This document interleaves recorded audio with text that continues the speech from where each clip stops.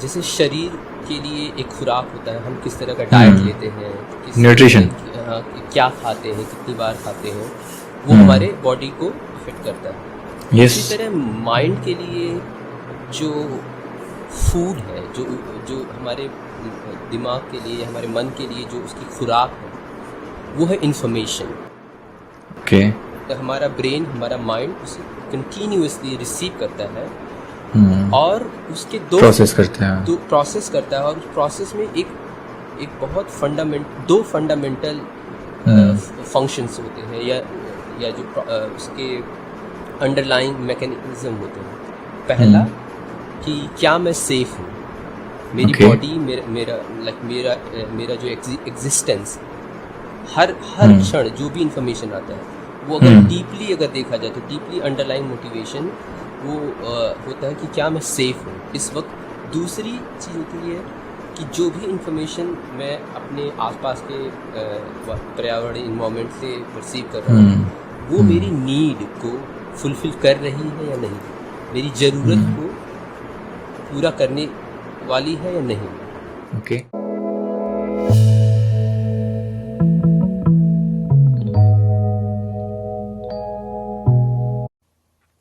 नमस्कार दोस्तों, holistic health with Satish में आप सभी का स्वागत है। आज के एपिसोड की खास बात है कि आज इसमें 2 होस्ट होंगे और इसमें हम एक ऐसे टॉपिक पे बात करने जा रहे हैं जो हर उम्र के, हर तबके के लोगों के लिए रिलेवेंट होगा। और आज हमारे साथ जुड़े हैं मनीष वर्मा, जो पुणे में साइकोलॉजी में मास्टर्स कर रहे हैं, और इन्होंने खुद एक पॉडकास्ट की शुरुआत की है मेंटल हेल्थ के फील्ड में। बहुत बहुत स्वागत है मनीष। ओके। हेलो सतीश भैया, वेलकम बैक ऑन शिफ्ट। सो पहली बात तो मुझे बहुत अच्छा लग रहा है कि मैं दोबारा आपके साथ कनेक्ट कर रहा हूँ, जैसा कि हमने सोचा था। एंड शिफ्ट का फर्स्ट एवर एपिसोड आपके साथ था, और उसी टाइम मैंने सोच लिया था कि आपके साथ मैं आगे बहुत सारे एपिसोड करूँगा। उसके साथ साथ सबसे अच्छी बात यह है कि मैं हर अपने जितने भी मैं पॉडकास्ट करता हूँ, मैं आपसे वो फीडबैक ज़रूर लेता हूँ, क्योंकि आपसे मुझे आप सबसे जेन्युइन और सबसे ब्लंट फीडबैक आप देते हो कि ऐसा ऐसा होना चाहिए। क्योंकि मेरी जो पॉडकास्ट का जो कोर है वो ये है, उसमें कंटेंट जो हो हम इस तरह से लोगों तक पहुंचाएं, वो साइंटिफिक हो और वो सेंसिटिव हो कि हाँ, हमारी रिस्पॉन्सिबिलिटी की तरह हम काम कर रहे हैं। वी आर रिस्पॉन्सिबल, जो हम कर रहे हैं ये जिम्मेदारी भी है एक तरह से। तो उस तरह से आपने मुझे फीडबैक दिया, मुझे बहुत अच्छा लगा, इसलिए मैं आपसे शेयर करता हूँ। और आगे भी मेरे को लगता है कि आप मेरे एक गाइड की तरह रहोगे इस जर्नी पे। ठीक है, तो ये है। बाकी आज की इस पॉडकास्ट को मैं चाहता हूँ कि आप शुरू करो कि हम कि कहाँ पे जा रहे होंगे, क्या हमारी कन्वर्सेशन रहने वाली है। Thank you Manish, and equally मेरे लिए भी रियली प्लेजर कि तुम्हारे फिर से इस प्रोग्राम को लाइक कंटिन्यू कर रहे हैं, और हमने काफ़ी सारे आइडियाज़ पे डिस्कस किया था। और ऑर्गेनिकली हम लोग को ये चीज़ समझ में आई कि हम जो भी कंटेंट क्रिएट करें वो ऑथेंटिक हो और पूरी जिम्मेदारी के साथ हम लोगों से शेयर करें। तो आज का टॉपिक काफ़ी रेलेवेंट है। हम हमारे आसपास किसी भी एज के लोग हों, वो है मेंटल हाइजीन के बारे में। मेंटल हाइजीन यानी कि हिंदी में अगर उसे ट्रांसलेट करें, इसे कर सकते हैं मानसिक स्वच्छता। तो अक्सर लोग क्यूरियस होंगे कि मतलब एक सैनिटेशन और हाइजीन अगर हम बात करते तो वो क्लिनिकल सेटिंग में, या जो हेल्थ केयर सेक्टर की बात आती है कि हाँ, घर को साफ़ सुथरा रखना है, हाथ पैर साफ़ सुथरा रखना है, शरीर को साफ़ सुथरा रखना है। तो ये मेंटल हाइजीन यानी मन को मतलब साफ़ सुथरा रखने का क्या सेंस है? Is it correct. कोई बहुत स्पिरिचुअल या फिलोसॉफिकल कॉन्सेप्ट है कि मतलब आध्यात्म और भगवान या आत्मा परमात्मा की बात कर रहे हैं? तो मैं ये पहले ही क्लियर करना चाहता हूँ कि हम पूरी तरह प्रैक्टिकल और एक साइंटिफिक पर्सपेक्टिव से आज हम उस पर बात करें। Yes, correct. और उसकी शुरुआत मैं करना चाहता हूँ कि क्या है ये मेंटल हाइजीन? मैं यही क्वेश्चन पूछने वाला था आपसे कि मतलब basically what is the idea behind mental hygiene, तो ये है क्या, किस तरह से? तो आइडिया ये है कि जैसे अगर आप किसी भी पब्लिक हॉस्पिटल, सामुदायिक स्वास्थ्य केंद्र में जाएंगे तो आप अक्सर लिखा पढ़ा पाएंगे कि पढ़ते हैं कि prevention is better than cure, कि मतलब यस किसी तरह की कोई चीज़, कोई दुर्घटना होना उससे पहले आप अपनी सुरक्षा करते हैं। यस यस तो यस। सेम चीज़ आज के टाइम में मेंटल हेल्थ के लिए बहुत रेलिवेंट हो चुकी है। और वो इस तरीके से कि माइंड जैसे शरीर के लिए एक खुराक होता है, हम किस तरह का डाइट लेते हैं, किस न्यूट्रिशन। हाँ, क्या खाते हैं, कितनी बार खाते हैं, वो हमारे बॉडी को इफेक्ट करता है। यस। इसी तरह माइंड के लिए जो फूड है, जो जो हमारे दिमाग के लिए, हमारे मन के लिए जो उसकी खुराक है, वो है इंफॉर्मेशन। ओके। तो इंफॉर्मेशन इट कुड बी जो हमारे आसपास हम देख रहे हैं, सुन रहे हैं रियल लाइफ में, हाँ। वो हर चीज़ हमारा ब्रेन, हमारा माइंड उसे कंटिन्यूसली रिसीव करता है और उसके दो प्रोसेस करते हैं। दो प्रोसेस करता है। और उस प्रोसेस में एक बहुत दो फंडामेंटल फंक्शंस होते हैं, या जो उसके अंडरलाइंग मैकेनिज्म होते हैं। पहला कि क्या मैं सेफ हूँ, मेरी बॉडी, मेरा जो एग्जिस्टेंस, हर क्षण जो भी इंफॉर्मेशन आता है वो अगर डीपली अगर देखा जाए तो डीपली अंडरलाइंग मोटिवेशन वो होता है कि क्या मैं सेफ हूँ, इस वक्त मैं सेफ हूँ, इस जगह मैं सेफ हूँ, इस वक्त मैं सेफ हूँ। वो कंटिन्यूस हर इंफॉर्मेशन का अंडरलाइंग प्रोसेस यही होता है। ओके। ये बहुत डीप चीज़ है, पर हर कोई इसको इस तरह से कॉन्शियसली नहीं सोचता है, क्योंकि ये हमारे एनिमल इंस्टिंक्ट में कई लाखों मिलियन करोड़ों सालों से ये एवोल्यूशनरी पास आउट तक है। क्या हाँ। दूसरी चीज़ होती है कि जो भी इंफॉर्मेशन मैं अपने आसपास के पर्यावरण इन्वायरमेंट से रिसीव कर रहा हूँ, वो मेरी नीड को फुलफिल कर रही है या नहीं, मेरी ज़रूरत को पूरा करने वाली है या नहीं। ओके। तो ये हुआ माइंड का बेसिक, कि उसके दो जो अंडरलाइंग मोटिवेशंस होते हैं। अब इंफॉर्मेशन लाखों करोड़ों सालों से हम अपने रियल लाइफ से लेते थे, कि जो हमारे आसपास होता था, और हम अपने सोसाइटी से लेते थे, क्योंकि ह्यूमन जो इवोल्यूशन है वो एक सोशल गैदरिंग से पे बेस्ड है, पूरी जो हमारी हिस्ट्री रही है। पर अब एक कॉन्सेप्ट आ गया है सोशल मीडिया का, तो that is where things started changing. And again social media जब स्टार्ट हुआ तो और अभी भी उसका जो प्राइमरी इंटेंशन बहुत पावरफुल और बहुत इम्पॉर्टेंट है, कि लोगों को कनेक्ट करना, जो जिनसे मतलब कभी महीनों सालों में अगर हम देखने, अगर जैसे मैं अगर अमेरिका में रहता हूँ, राइट, अगर मुझे अपने माँ बाप से अगर आज से 40-50 साल पहले मिलने जाना होता तो मेरे पास ये एक ही जरिया होता, या तो चिट्ठी, या तो फिर सीधे या कबूतर में चिट्ठी बांध के भेजो, या वो पानी के जहाज से 40-50। हाँ, ये तो कबूतर हो ऐसा जो लेके जाए चिट्ठी। तो होता था, तो वो एक कॉन्सेप्ट था, पर इस चीज़ को उसने आसान कर दिया। तो definitely it's very powerful tool. हम अब मैं यहाँ कैलिफोर्निया में सुबह के 10:15 बजे, और आप जो है इंडिया में 11:44 पे हम लोग अभी भी बात कर पा रहे हैं, राइट। हाँ, करेक्ट, पावरफुल टूल। यस। तो वहीं से प्रॉब्लम शुरू हो पा रही हुई, मतलब यहाँ it's like a very powerful way as a tool कि हमें कनेक्ट करना शुरू किया।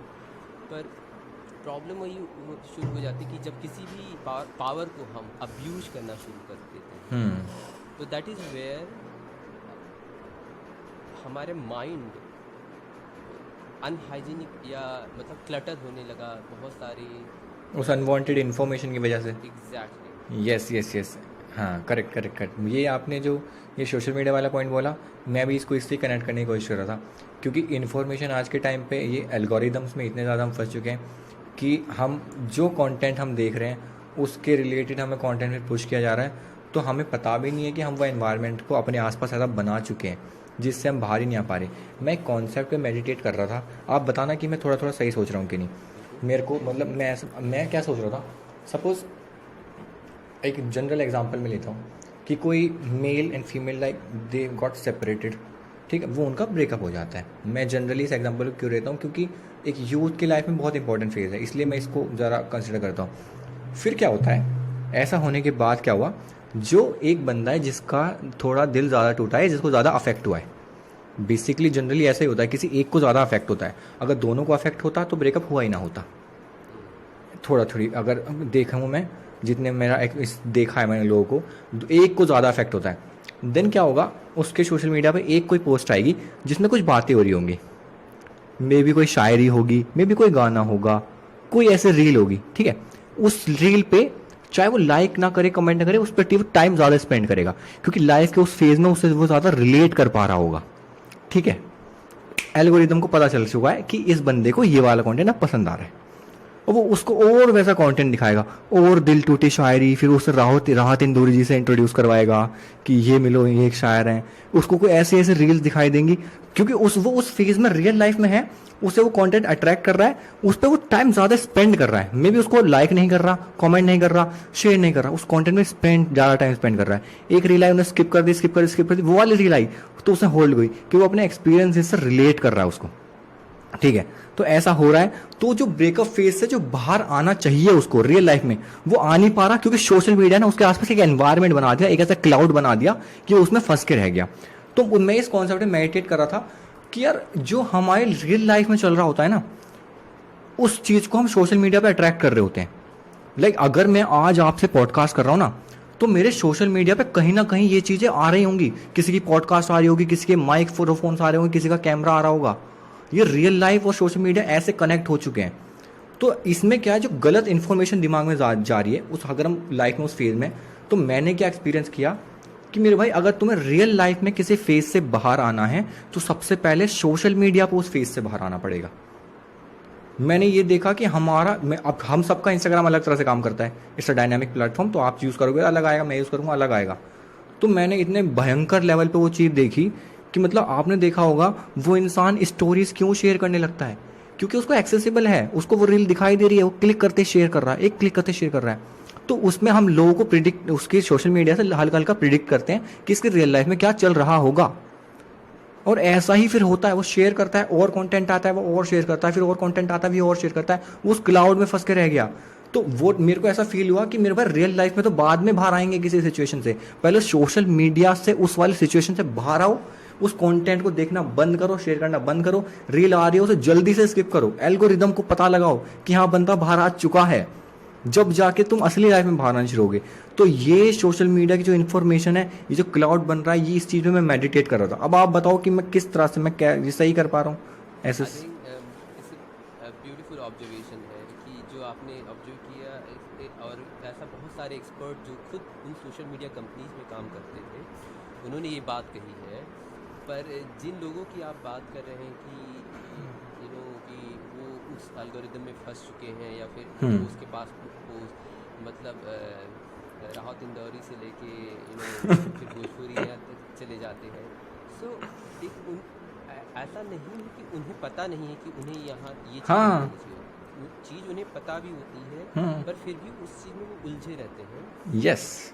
तो वहाँ पे हमें ये समझना पड़ेगा कि ऐसा क्यों है कि इंसान को सही नॉलेज पता है या विजडम, उसके पास बुद्धि है कि क्या सही है क्या गलत है, सही बात फिर है। भी वो लाचार अपने आप को क्यों महसूस करता है। ग्रेट। ये ज़्यादा इम्पोर्टेंट है। और ब्रेकअप इज़ डेफिनेटली वो एक फेज होता है और एक ख़ास एज में ज़्यादा अफेक्ट करता है उन लोगों को। पर जो ये सोशल मीडिया का एल्गोरिदम है, या जो सोशल मीडिया की तरफ एडिक्शन है, या फिर इवन किसी और फॉर्म में, सोशल मीडिया नहीं, इवन जैसे फेसबुक और इंस्टाग्राम का नहीं, कई लोगों को नेटफ्लिक्स का भी है कि मतलब एक सीजन शुरू किया तो 2 रातों में पूरा 4 सीजन खत्म कर देने एक, back to back back to back back to back. तो ऐसा क्या है जो उनको दे आर हुक्ड अप, मतलब उस पर लगे ही रह जाते हैं। तो मुझे याद है आपने युवल नोआ हरारी को सुना होगा, तो बुक भी उनकी बहुत अच्छी। तो उन्होंने एक बहुत ब्रिलियंट बात कही थी, जो लोग काफ़ी लोगों को सुनेगा कि ये फिर फिलॉसफी झाड़ रहे हैं। तो नहीं उन्होंने नहीं कहा कि मेरे हाँ know your self first and better than anybody else, like you hmm otherwise, यानी कि आप अपने आप को पहले जानो, हम्म क्योंकि उसके आगे एक लाइन और जोड़ी, क्योंकि आपको आपसे बेहतर जानने वाले ऑलरेडी करोड़ों अरबों खरबों रुपए स्पेंड कर रहे हैं। वाह इसका मतलब ये है कि ये जो सोशल मीडिया कंपनी है जो चला रही हैं वो आपको आपसे बेहतर जानती हैं। ट्रू और एल्गोरिदम्स हाँ और और इस कदर जानते हैं कि उन्हें पता है कि आपका बिहेवियर कैसे मतलब चेंज होता है, और अगर नहीं यस भी चेंज होता है उसको हम अपने मुताबिक कैसे चेंज कर सकते हैं। अफेक्ट जैसे कर अभी सकते हैं यू नो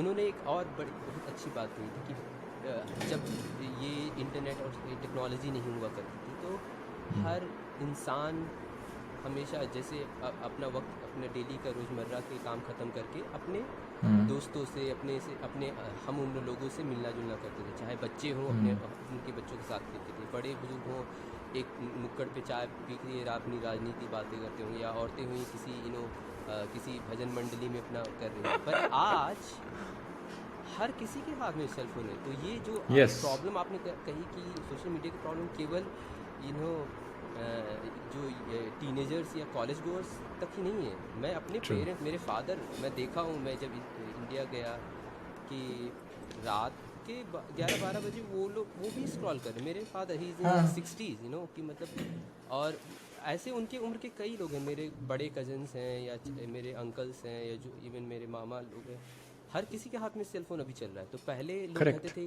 कि जो घर के बड़े बुजुर्ग बोलते थे बच्चों को बोलते कि क्या है, जब देखो तब फ़ोन लेके चले रहते हो। आज उल्टा भी हो रहा है। हाँ आजकल के कई बच्चे अपने माँ बाप से कह रहे हैं कि क्या जब देखो तब फ़ोन और इंस्टाग्राम रील में लगे रहे पड़े हुए हो। तो ये अब एक किसी स्पेसिफिक एज ग्रुप की प्रॉब्लम नहीं रही है। अब सही बात है इसने हर एक तबके को मतलब टच किया हुआ है और सबको उसमें होल्ड ग्रैस्प किया हुआ है। इसका तो बहुत बड़ा रीज़न मेरे को ये भी लगता है कि जो दूसरी साइड पे लोग थे क्रिएटर वाली साइड पे उस साइड में लोग हर एज में चले गए तो कंजम्पशन वाली साइड के लोग भी हर एज में बढ़ गए वो एक तो चीज़ मुमकिन है, पर जैसा मैंने पहले ही कहा कि सोशल मीडिया का जो अभी फ्यूचर जो वो कंपनी प्रोजेक्ट कर रही हैं, वो चाहती हैं कि हमारे कंज्यूमर ज़्यादा से ज़्यादा बढ़ें, और जितने ज़्यादा कंज्यूमर होंगे वो उतने लोगों तक पहुंच सकते हैं, राइट। करेक्ट तो पहले ये था कि उन लोगों का टारगेट था कि हाँ चलो यंग लोगों को इस कॉलेज गोअर स्कूल गोअर को ही टारगेट करते हैं। पर उन्हें पता है कि अगर बड़े लोगों को भी टारगेट करते हैं तो वहाँ तक भी हमारा रीच हो, और वो रीच क्यों करना चाहते हैं, क्योंकि वहाँ पे बहुत सारा पैसा है, और उनको पैसा कहाँ से आता है, एडवर्टाइजिंग, राइट। तो ऐसा तो है नहीं कि खाली यंग बच्चे या जो कॉलेज गोअर ही शॉपिंग करते हैं या चीज़ें खरीदते हैं या कोई प्रोग्राम साइन अप करते हैं। हर उम्र के लोगों का शौक होता है, राइट। अभी किसी की मदर को बड़ा सा हार का एक एडवर्टाइजमेंट बोले ये हमें यही चाहिए, राइट। अगर सही है उनको पसंद आ गया तो वो तुरंत क्लिक लगा देंगे। तो वैसे ही है, या किसी के फादर हैं उनको भाई लगा कि हाँ हमको मतलब ये फैंसी सूट ये ऐसा दिख रहा है, या फिर कोई भी ऐसी चीज़ कुछ जो भी चीज़ हो उनको सकती है उनको ट्रिगर कर सके। तो every human on this planet they are their potential target. तो हर कोई उनका टारगेट है अब, और हर कोई रेलेवेंट है और वो वर्क कर रहा है। इसलिए उन्होंने हर एक उम्र ग्रुप हर एक एज एज ग्रुप ग्रुप को उन्होंने फोकस किया है। अब तो हाँ टारगेट कर रखा है और एक और बात जैसे मैं कहना चाहता था कि उसमें भी आपने देखा होगा एक पैटर्न है कि उनको पता है कि फेसबुक यूट्यूब ज़्यादा बड़े उम्र के लोग करते हैं, या फिर जो ग्रामीण क्षेत्रों में रहते हैं वो फेसबुक और यूट्यूब ज़्यादा यूज़ कर रहे हैं। और स्नैपचैट, इंस्टाग्राम और टिकटॉक, ये बहुत ट्रू यंग एज के बच्चे और जो शहरी क्षेत्रों में लोग ऐसा कर रहे हैं। Yes yes yes yes, Facebook नहीं चलाते आजकल के जो पर यूथ में, दोनों वो फेसबुक नहीं पैरेलली चलाते। मतलब समानांतर तरीके से सक्सेसफुल चल रहे हैं, तो हर हम्म। उम्र के हर हर तबके के लोग अब उससे मतलब कोई बचा नहीं है। ट्रू, सही बात है। और आपने जो बताया ना ये वाली चीज़ कि फेसबुक आजकल के जो पुराने टाइम के लोग चला रहे हैं, उस पर आप देखोगे आपको अलग टाइप का कंटेंट मिलेगा। आप इंस्टाग्राम चलाओगे आपको उस पर अलग टाइप का कंटेंट मिलेगा। तो एग्जैक्टली। उनको पता है कि कौन से एज ग्रुप को कहाँ पे टारगेट करना है, वो कहाँ पे हुक होगा, किस टाइप का कंटेंट आएगा। इसलिए तो मैंने वो क्रिएटर वाली बात बोली। हमारे टाइम में क्या था, अगर हम कोई इंस्टाग्राम चलाता है तो हमारे जो ऑपोजिट साइड है, जो क्रिएटर्स हैं, वो उस एज ग्रुप के थे। अब क्या हुआ, क्रिएटर्स भी हर एज के होने लगे। आपने देखा होगा 40 50 साल 60 साल हर तरह के लोग कंटेंट बना रहे हैं। और जो ये मिड एज के जो 30 35 40 लोग, हर कोई कंटेंट बना रहा है।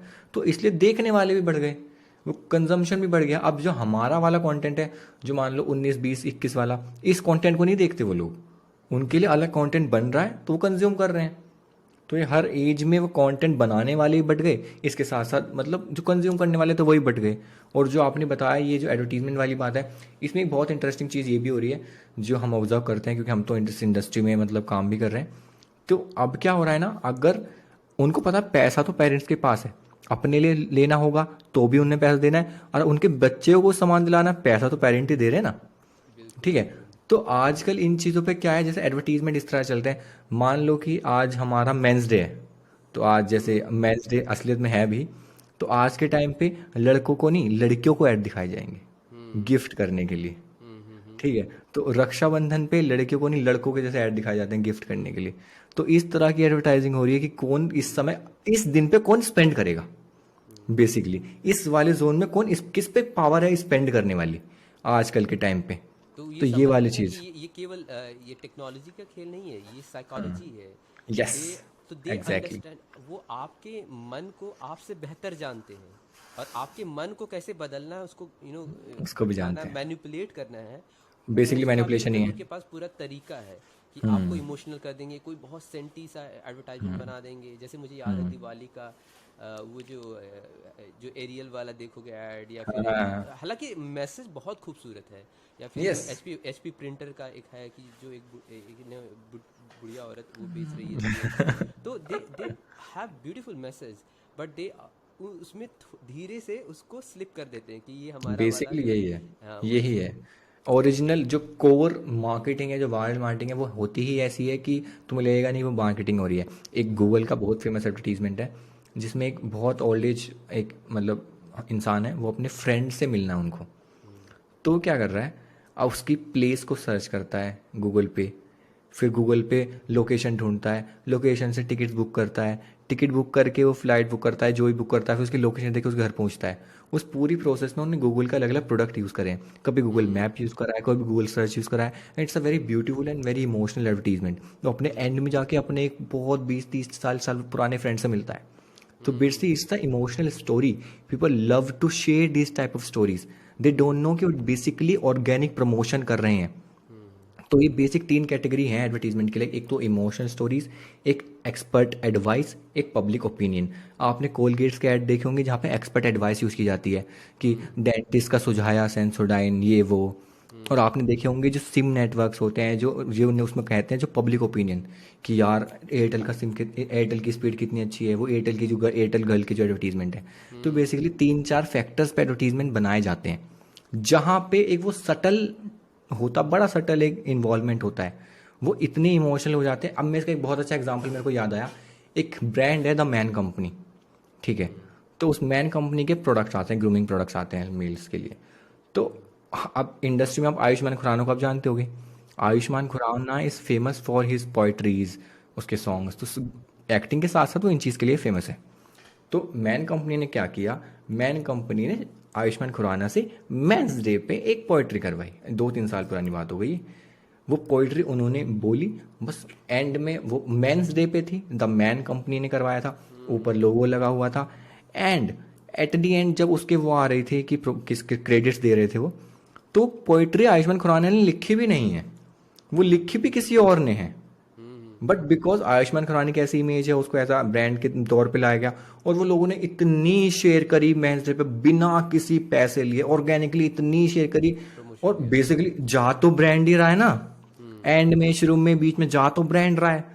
तो वो इतनी इस तरह से इतने सटल इन्वॉल्वमेंट, इतनी मतलब इतना दिमाग, ये सारी इमोशनल चीज़ें कब क्या करना है हो हमारे साथ, जैसा आपने ही कहा, भले ही मैसेज बड़ा ब्यूटीफुल है, बट एट दी एंड वो इतने ज़्यादा हमको जान चुके हैं कि ये बंदा आज के दिन ये वाली चीज़ कैसे शेयर करेगा। वो हमें हमारी अटेंशन होल्ड कैसे करनी है, कि अगर हम टाइपिंग कर रहे हैं तो 3 डॉट दिखाए या टाइपिंग लिखा हुआ दिखाए, ताकि वो रुके कि हाँ ये बंदा टाइप कर रहा है। शायद आपने वो वाली वेब सीरीज देखी होगी नेटफ्लिक्स पे, द सोशल डायलेमा। देखी मैंने। हाँ, तो उसमें भी ये सारे कॉन्सेप्ट के बारे में बताया गया है। हम्म तो बस यही मेरे को नहीं, था। आई थिंक हम्म। हम थोड़ा अपने जो मेन टॉपिक से अभी हाँ हाँ डेविएट हो हाँ, रहे हैं। डेविएट हो सो रहे हैं। डेफिनेटली हम इन सब पे काफ़ी हद तक बात कर सकते हैं। जैसे हाँ।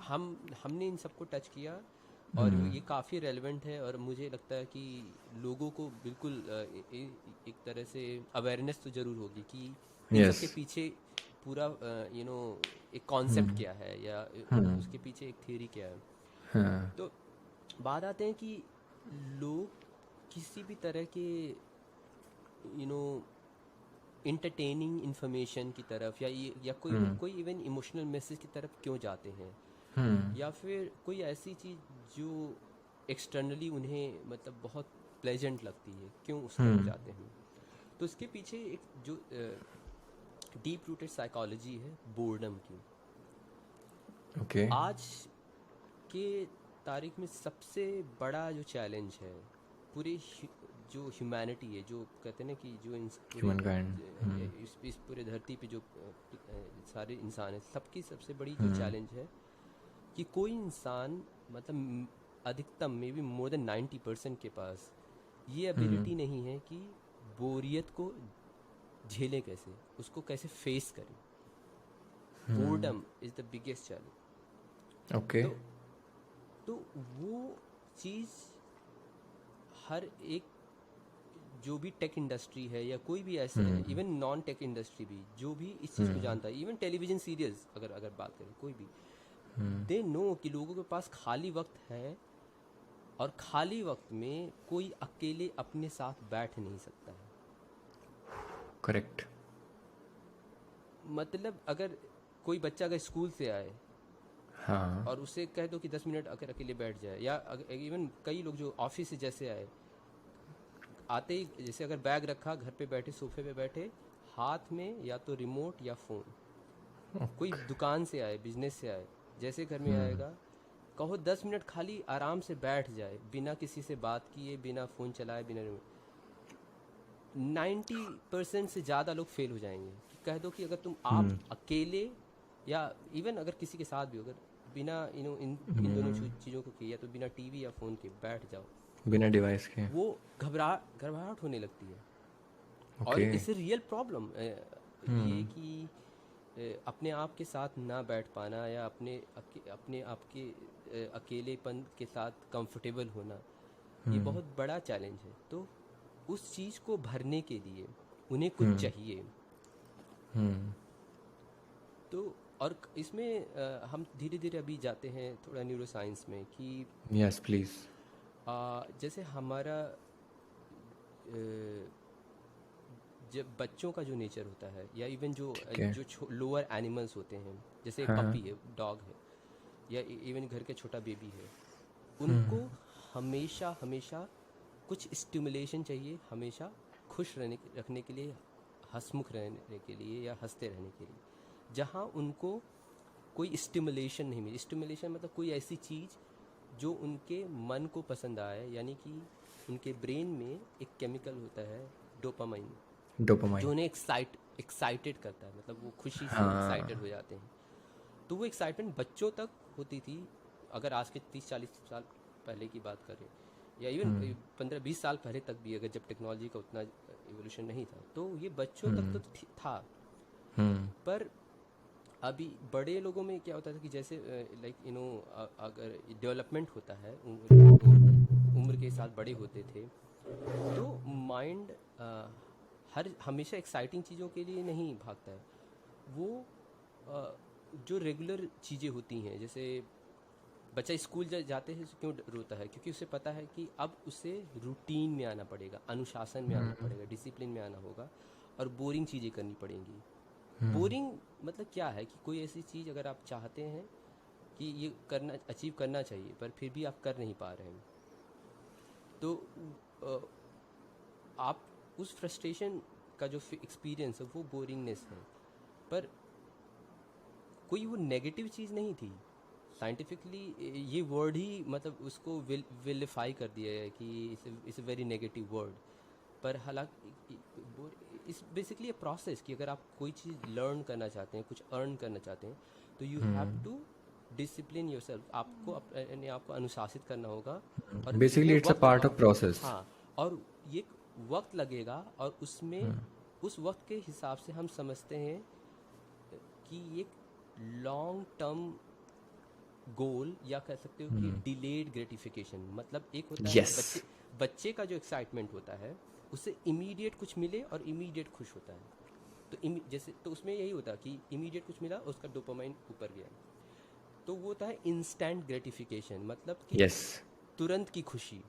तो बच्चों तक तो समझ में आता, पर जब बड़े होना शुरू थे, यानी कि बच्चा जब किंडरगार्टन और मिडिल स्कूल, एलिमेंट्री स्कूल जाना शुरू किया, तो उनको वो डिसिप्लिन सिखाया जाने लगा। वो हमारा एजुकेशन सिस्टम ऐसे डिज़ाइन था अराउंड द वर्ल्ड, और अभी तक भी है वो फंक्शनल, कि लोगों को ट्रेन किया जाता है कि डिलेड ग्रेटिफिकेशन क्या है, कि मतलब लोगों को बताया जाए कि बेटा बड़े हो के क्या बनोगे, इंजीनियर या डॉक्टर, या फिर आईएएस पीसीएस जो भी बनना चाहते हो। तो एक उनको एक विजन दीजिए कि यू हैव, तो आपको ऐसे ऐसे करते जाना है, या फिर इवन स्कूल में अच्छा स्विमर बनना है, अच्छा स्पोर्ट्समैन बनना है, अच्छा बिजनेसमैन। तो वो सब चीज़ें उनको होती थी कि हाँ हम एनुअल डे को परफॉर्म करेंगे, या इस सिटी में कॉन्सर्ट में परफॉर्म करेंगे। तो एक उनको ऑब्जेक्टिव दे दिया जाता था, तो उसके हिसाब से वो लगातार मेहनत करते थे। करेक्ट तो करेक्ट तो करेक्ट। जो मेहनत करने वाला फेज होता है, या इवन जो कंपटीशन की भी बात करें, हाँ। अगर आईएएस का एग्ज़ाम साल में एक ही दिन होगा, पर पूरे साल पढ़ाई करनी पड़ेगी, और वो पड़ती है ना। तो वो जो एक साल की पढ़ाई का फेज होता है, क्यों बहुत ज़्यादा लोग फ्रस्ट्रेट हो जाते हैं, फिर पढ़ाई छोड़ देते हैं, या कभी मूवी चले जाते, कुछ हो जाते हैं, क्योंकि वो प्रोसेस बोरिंग है। Yes. It takes true. Lots of effort. और हाँ हाँ हाँ। जिन्होंने भी सक्सेस पाया होगा, आईआईटी का एग्ज़ाम निकाला होगा, आईएएस का एग्ज़ाम निकाला, उनसे पूछिए कि आपको कैसा लग रहा था। वो बताएंगे कि सच में हम बोर हो रहे थे, पर हाँ, वहीं वैसा तो बोरियत नहीं में मज़ा आ रहा था। हाँ हम टिके रहे, हम अपने आप को अनुशासित करते रहे, तब हम उस फेज को क्रॉस किए। यस। तब हमने समझा कि आज जो हमें इतनी देर बाद अगर हम भी चाहते तो रिजल्ट। हमको इंस्टेंट ग्रेटिफिकेशन के लिए मूवी चले जाते। पापा तो पैसे भेज ही रहे, उनको क्या पता कि हम मॉल में हैं या फिर कोचिंग में हैं, राइट। वाह करेक्ट। तो हमने चूज़ किया हम कोचिंग जाएंगे, और हमारा सेल्फ स्टडी का टाइम है, तो हम सेल्फ स्टडी करेंगे, टेस्ट सीरीज देंगे, उसके लिए पढ़ेंगे, सैम्पल टेस्ट करेंगे।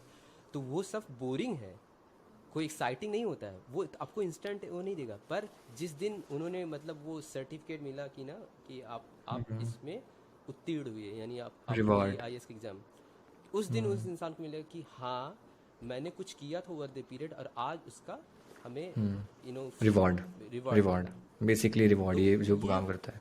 तो यही चीज़ थी कि लोग इस चीज़ को डील नहीं कर पाते। अब बात आती है कि ये तो हम जनरली एक एज ग्रुप पे फोकस कर रहे हैं, कि जिनका एक मोटिव है, जो अपने लक्ष्य को लेके मतलब पूरा डेडिकेटेड होते हैं, तो उनके पास चलो अपनी अपनी एनर्जी को फोकस करने का एक डायरेक्शन है।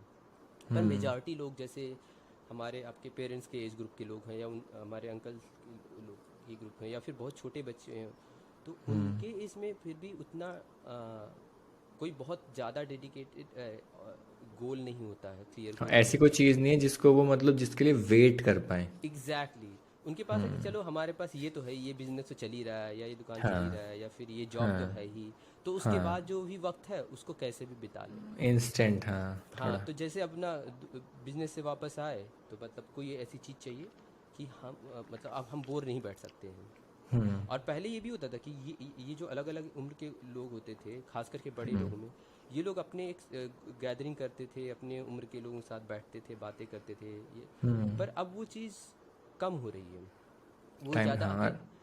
वो उनके पास ये है कि ये चीज़ जो उनके हाथ में है वो ज़्यादा स्टिमुलेशन दे रही है, तुरंत उन्हें एक्साइटमेंट दे रही है। डोपामिन स्पाइक मिल पा रहा है ना इंस्टेंटली, तो क्यों वेट एग्जैक्टली। करेंगे वो दोस्तों के मिलने का, उस गैदरिंग का? हाँ, क्योंकि दोस्तों में कभी कभी क्या होगा कि कोई ऐसी बात होगी जो मतलब आप हमेशा से करते आए हो, कुछ बोरिंग होगी, कुछ नया नहीं होगा। तो यहाँ पे क्या होता है, हाँ, तो डोपामिन का एक चीज़ होता है कि एक्साइटमेंट आपको तुरंत तुरंत देगा, दूसरी चीज़ होती है नॉवेलिटी, मतलब जैसे कि? कुछ नया देखने को मिला, कुछ, ओके। क्योंकि अगर एक ही जोक पे कहते हैं कि आप एक ही जोक अगर बार बार सुनोगे, मजाक सुनोगे बार, तो एक जोक पे कितनी बार हंसोगे, एक बार, दो बार। तो आपका जो अ, उसमें भी एक न्यूरो साइंस है कि आपका जो ब्रेन है, उसकी न्यूरो केमिस्ट्री होती है, वो एग्जॉस्ट हो जाती है, कि मतलब इस वाले चीज़ को थोड़ा और समझाओ, क्योंकि मैं इसको ऐसे रिलेट कर पा रहा हूँ कि आप ये कह रहे हो कि नॉर्मलिटी से मतलब आप ये कह रहे हो, मान लो कि कोई एक बच्चा है छोटा, उसके फादर रोज़ उसको आते हैं 7 बजे और रोज़ उसके लिए चॉकलेट लाते हैं, तो बच्चा वेट करता है कि पापा आएंगे चॉकलेट लाएंगे, वो डोपामीन, उसको रिवॉर्ड मिलेगा और डोपामीन हाइक होगा। लेकिन 1 महीने बाद अगर वो रोज़ चॉकलेट ला रहे हैं तो वो बच्चा एक चॉकलेट से खुश नहीं होगा, वो उसकी नीड बन गई है। क्या मैं सही सोच रहा हूँ? हाँ, एग्जैक्टली। अब वो पापा जब चॉकलेट के साथ साथ पेस्ट्री भी लाएंगे ना, जब उसे वो हिट मिलेगा, जब उसे वो किक मिलेगी। बिल्कुल। इसको थोड़ा और इसको एक्सप्लेन करो। तो बहुत सही एग्जाम्पल दिया आपने। तो उसमें क्या होता है कि आपका ब्रेन डोपामीन सिक्रीट करता है जब कोई नई चीज़ मिलती है, और आपको एक्साइटिंग लगती है। पर एक समय के बाद वो जो डोपामीन का सिक्रीशन है, जैसे अगर जिन लोगों को नहीं समझ में आ रहा है, आएगा आएगा तो ये हम, हाँ। जैसे काफ़ी जो सुनने वाले हैं उनको शायद ना थे, तो हमारे एक मूवी थी कि संजय दत्त की, लगे रहो Munna, I think it yes. Was लगे रहो मुन्ना भाई, तो ही टॉक्स अबाउट केमिकल लोचा। तो I think that was the first introduction in Bollywood, हमारे हिंदी सिनेमा में, कि ब्रेन में कुछ केमिकल्स होता है। इनफैक्ट जो दवाइयाँ, नींद की गोलियाँ, हर दर्द की गोलियाँ, वो सब तो हमारे ब्रेन के जो केमिकल्स को केमिकल्स। एडजस्ट करते हैं। तो वो एक चीज़ होती है। तो डोपामिन भी उसी तरह का एक केमिकल है। और वो एक्साइटिंग चीज़ों की, जब हम एक्साइटेड होते हैं या फिर कोई नई चीज़ देखते हैं, तो उसका लेवल हमारे ब्रेन में बढ़ बढ़ जाता जाता है। है। पर ठीक है। एक समय के बाद अगर वही सेम चीज़ अगर आपको, जैसे आपने बताया कि बच्चे को चॉकलेट मिल रही, तो एक महीने बाद फिर वो डोपामिन अपने आप वो न्यूट्रलाइज हो जाएगा, फिर वो यस। डोपामिन नहीं होगा। फिर तो उसके लिए उसे एक्साइटमेंट नहीं है। हाँ, या तो फिर उसका थ्रेशोल्ड बढ़ जाए, कि या उसकी क्वांटिटी बढ़ा दी जाए, कि 2 क्योंकि मिले, बच्चे चार 4 हाँ, मिले, चार मिले, या फिर या उसके कुछ साथ कोई और मिले। नई पेस्ट्री मिल जाए, एक बड़ा सा बोर्ड वीडियो गेम मिल जाए, तो ट्रू। उसका मिल जाएगा। तो वो हुआ, मतलब एक एक फेज। तो उस तो जो बेस, इसमें दो टर्म होंगे, एक होता है बेस लाइन। बेस लाइन मतलब एक जो मतलब स्टार्टिंग फेज में इंसान का जो ब्रेन होता है, उसमें हर एक केमिकल है, और जैसे ही कुछ नया मिलता है तो बेस लाइन से ऊपर चला जाता है, जो स्टार्टिंग लेवल से उसका लेवल ऊपर चला जाता है। तो इसलिए वो स्पाइक हमें हिट के मिलता है इसलिए। Exactly exactly. मैं चाहता तो हूँ कि आप इस वाले कॉन्सेप्ट पे भी थोड़ी बात करो। मैंने सुना है कि एडिक्शन का भी जो मेन कॉन्सेप्ट होता है वो ये होता है कि जो बेस लाइन है वो ही बढ़ जाती है, तो इसलिए एग्जैक्टली जो exactly. चीज़ पहले हाइट करती थी अब वो चीज़ नीड बन जाती है। बिल्कुल बिल्कुल। वही। हाँ। तो जैसे, हाँ, तो जैसे अभी मैं और एडिक्शन तो मान लो हर कोई, मान लो जुआ शराब नहीं करता होगा, पर मैं एक एग्जांपल देता हूँ नेटफ्लिक्स की एक सीरीज़ का। हाँ हाँ हाँ, प्लीज़। वो बहुत बढ़िया एग्जांपल, कि उसमें अगर एक सीजन में मान लो 10 एपिसोड हैं, तो एक एपिसोड इस तरह से ख़त्म हुआ कि आपको क्यूरियोसिटी की अगले में होने वाला क्या है, राइट? तो आपके, क्योंकि वहाँ पे भी वही है, हर एक एपिसोड में आपको नया कुछ मिलेगा, कुछ सरप्राइजिंग मिलेगा, तो उसका आप इंतज़ार कर रहे होते हो। तो आपका जो मान लो बेस लाइन, जो आपके बॉडी का लेवल, मान लो अगर 20 मिलीग्राम है डोपामिन का, तो अब उससे आप खुश नहीं होने वाले हो, तो आपको अपना लेवल बढ़ाना पड़ेगा, मतलब आपका एक्साइटमेंट होल्ड रहे। तो आपका बेस लाइन फिर maybe it will reach to 30, मतलब आप उस, और वो आपको 1.5, हाँ। और आप उसको चेज करते रहोगे, कि मतलब अगला और करे, अगला और करे, तो थोड़ा और बढ़ जाए। क्योंकि जैसे आप देख रहे हो ना उस एपिसोड, और जैसे वो ख़त्म हुआ, तो वो आपका डोपामिन भी बहुत जल्दी से नीचे आ जाता है।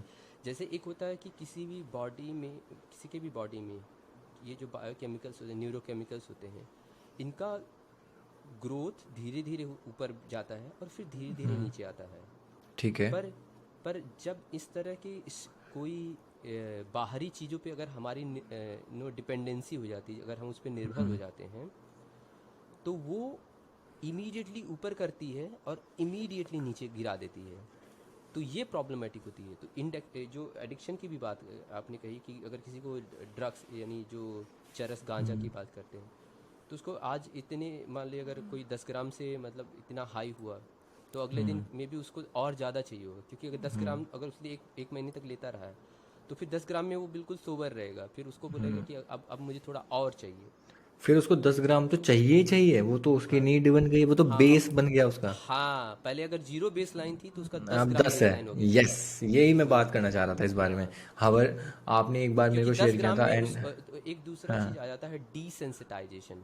एक वर्ड जैसे होता है कि डीसेंसिटाइजेशन, कि हमारा जो ब्रेन में रिसेप्टर होते हैं, वो 10 ग्राम अगर आप दोगे तो वो रिसेप्टर का वर्क नहीं करते हैं, वो डिसेंसिटाइज रहेंगे, मतलब वो फायरिंग नहीं करेंगे।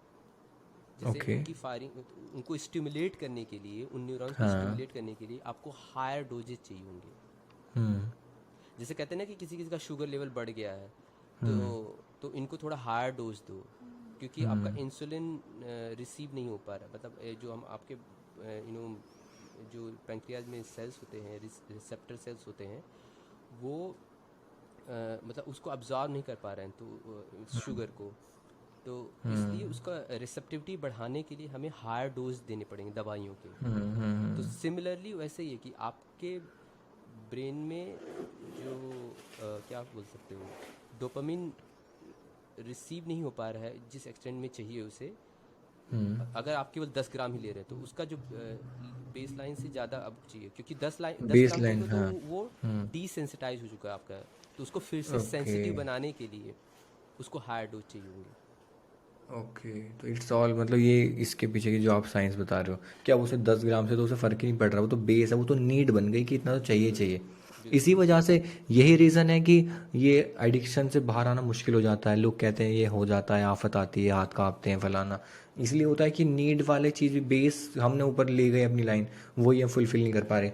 और इसके साथ साथ मतलब मुझे ये चीज़ पसंद है कि आपने काफ़ी चीज़ें सिंप्लीफाई करके बताई ताकि सब समझ पाएँ।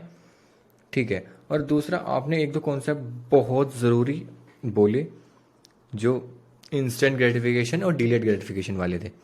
क्योंकि मेरे को लगता है कि किसी की लाइफ में सारा खेल इन्हीं चीज़ों का है।